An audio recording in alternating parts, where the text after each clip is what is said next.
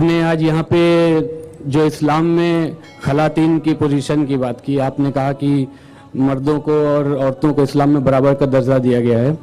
तो मैं आपसे ये जानना चाहूँगा कि एक शादीशुदा औरत अगर अपने शौहर से तलाक लेना चाहती है या उसको तलाक देना चाहती है तो उसको कितना हक इस्लाम ने दिया है? What are the rights provided by Islam to a woman for giving divorce to her husband? भाई का सवाल है कि इस्लाम में खवातीन का कितना हक है कि वो अपने शोहर को डिवोर्स दे सके।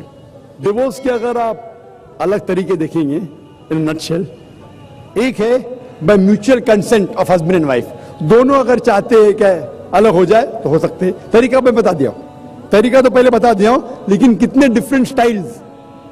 तरीका तो एक ही है, लेकिन अगर मियाँ बीवी राजी है या नाराजी है उसके 5 तरीके। पहला है कि मियाँ बीवी राजी तो प्रॉब्लम ही नहीं। दूसरा तरीका, शोहर देना चाहता है अपने तरफ से तो उसको इख्तियार है। तीसरा, अगर निकाहनामा में लिखा हुआ है कि औरत बीवी भी देना चाहती तो दे सकती है तो वो भी दे सकती है एक तरफा, लेकिन उसको इख्तियार जब होगा शादी के वक्त। इस्लाम इजाजत देता है कि शादी के वक्त आप कोई भी कॉन्ट्रैक्ट कर सके जो जायज है, जायज कॉन्ट्रैक्ट। मिसाल के तौर पे आप ये नहीं कह सकती जो फर्ज है वो आप नहीं कह सकती का शोहर नहीं करना चाहिए, नमाज पढ़ना फर्ज है, वो नहीं लिख सकती मेरा शोहर नमाज नहीं पढ़ना चाहिए, वो जायज नहीं। मिसाल के तौर पे जो हराम है वो नहीं कह सकती, शराब पीना हराम है, वो ये नहीं कह सकती कि मेरे शोहर को शराब पीना चाहिए, अलाउड नहीं। लेकिन जो ऑप्शनल है, जो मुबाह है, मिसाल के तौर पे तलाक देने का हक मर्द का है, तो ये हक अगर मर्द बोलता है कि मैं मेरी बीवी को देता हूं, इसे कहते हैं तलाक के तहफीज या इस्मा, ये इजाजत है। अगर शादी के निकाहनामा में औरत कहती है कि मुझे भी हक होना चाहिए तलाक देने का, तो ये भी जायज है। तीसरा तरीका।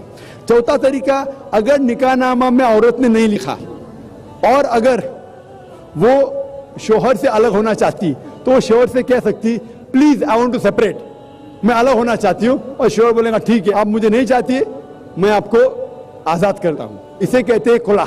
और आखिरी तरीका, अगर बीवी ने नहीं लिखा निकाहनामा में कि वो तलाक दे सकती या शोहर को कहने के बाद वो तलाक नहीं देता है, एक आखिरी तरीका है जिसे कहते हैं निकाह फस्क।